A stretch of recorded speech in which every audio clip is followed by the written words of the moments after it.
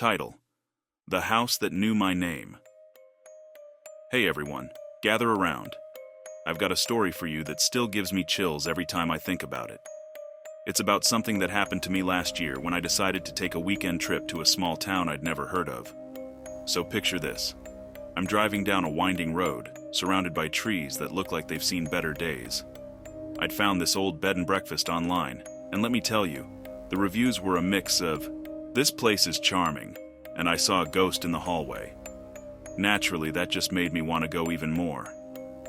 When I arrived, the place looked like something straight out of a horror movie. The building was this old Victorian-style house with creaky floorboards and a porch that seemed ready to collapse. The owner, a sweet older lady named Mrs. Hargrove, greeted me with a warm smile.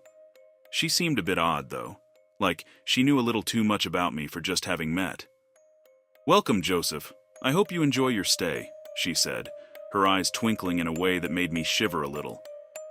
I brushed it off and unpacked my stuff. The room was cozy, but there was this old portrait on the wall of a woman who looked eerily similar to Mrs. Hargrove. I thought it was just a coincidence, until that night. I decided to explore the house a bit. It was huge, with long hallways and rooms that seemed to go on forever. I wandered into a library filled with dusty books, and oddly enough, a big mirror that took up an entire wall. As I looked into it, I noticed something strange.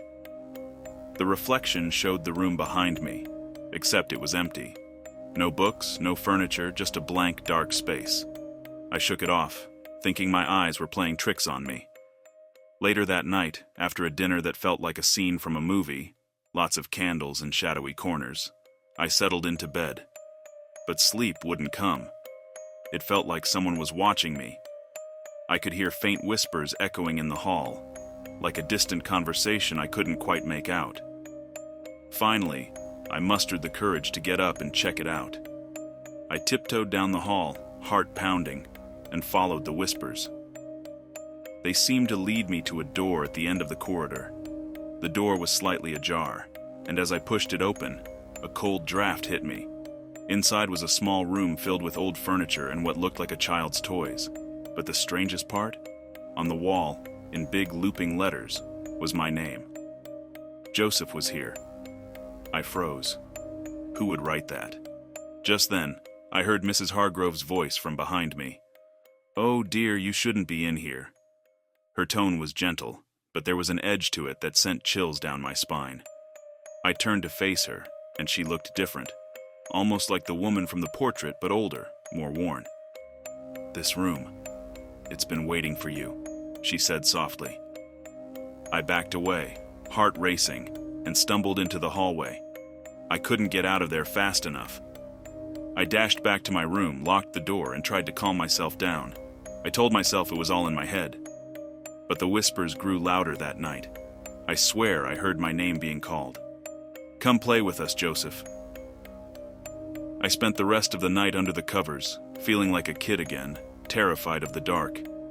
The next morning, I told Mrs. Hargrove I needed to leave. She just smiled, that same knowing smile. "You'll be back," she said, as if she were certain of it.